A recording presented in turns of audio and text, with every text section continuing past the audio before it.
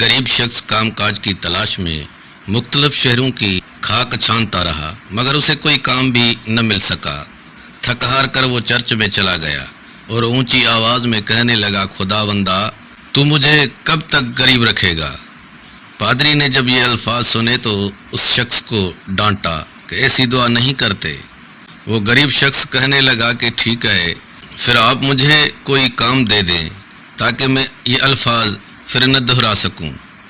پادری کہنے لگا، ٹھیک ہے، مجھے اس چرچ کے لیے ایک کاتب کی ضرورت ہے جو یہاں آنے جانے والوں کے علاوہ چرچ کے اخراجات کا حساب لکھا کرے۔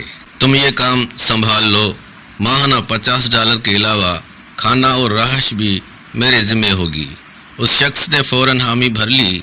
پادری نے اسے کھاتہ رجسٹر اور قلم دے دیا اور یوں وہ شخص چرچ کا کاتب بن گیا۔ وہ روزانہ پادری کو ہر چیز کے متعلق تفصیل سے بتاتا رہتا تھا۔ جب اسے کام کرتے ہوئے ایک ہفتہ ہو گیا تو پادری نے کہا، ذرا اپنا حساب کتاب لکھنے والا رجسٹر لے کر آؤ تاکہ اس ہفتے کی آمدن و اخراجات کا موازنہ کیا جا سکے۔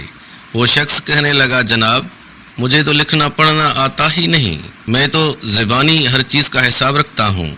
پادری نے کہا، تم نے مجھے بتایا کیوں نہیں کہ تم لکھ پڑھ نہیں سکتے؟ مجھے تو ایسے شخص کی ضرورت تھی جو پڑھا لکھا ہو۔ تم میری طرف سے یہ $50 لو اور جاؤ، جا کر کوئی دوسرا کام تلاش کرو۔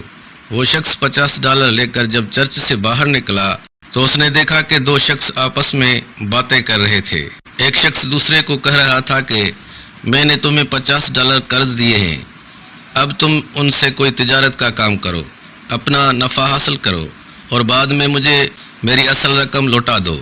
اس شخص نے جب یہ گفتگو سنی تو سوچنے لگا کہ $50 تو میرے پاس بھی ہیں، مجھے بھی تجارت کر کے دیکھنی چاہیے۔ وہ گیا اور بازار میں اچھی طرح گھوم پھر کر دیکھا۔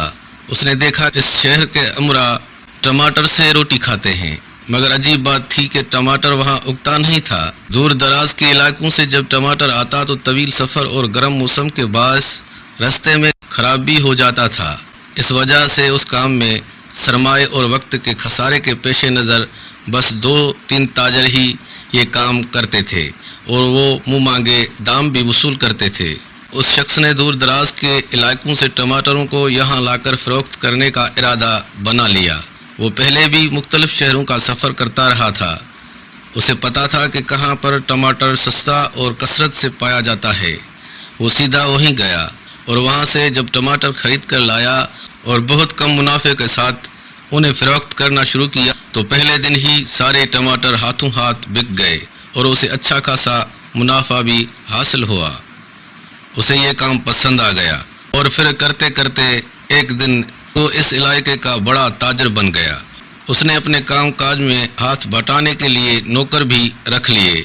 ایک دفعہ وہ سفر کرتے ہوئے کسی ایسی جگہ پر گیا جہاں ہسپانوی زبان بولی جاتی تھی جس سے وہ نابلند تھا۔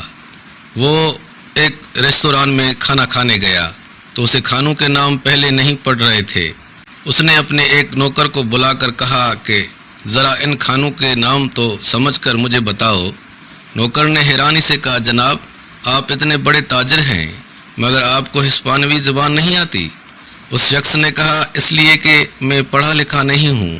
تو نوکر نے کہا، جناب آپ ان پڑھ ہو کر ایک بڑے تاجر ہیں، سوچیں اگر 2-4 جماعتیں پڑھ لیتے تو پتہ نہیں کتنے بڑے تاجر ہوتے اور آج نہ جانے کہاں ہوتے۔